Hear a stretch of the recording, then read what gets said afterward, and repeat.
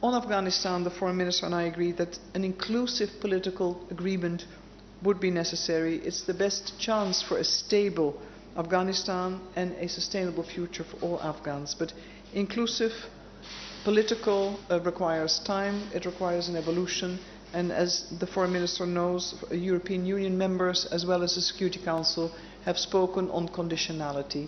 We need to take this step at a time, but we need to be focused on the needs of people themselves and be there not only today but tomorrow and for the long journey that lies ahead, I believe.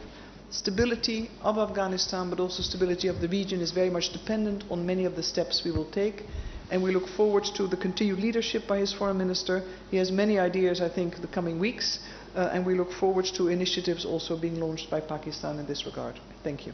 I'm here also to reinforce a message that we will continue to focus in and on Afghanistan, and this is not a passing by, not a fly-by-night visit.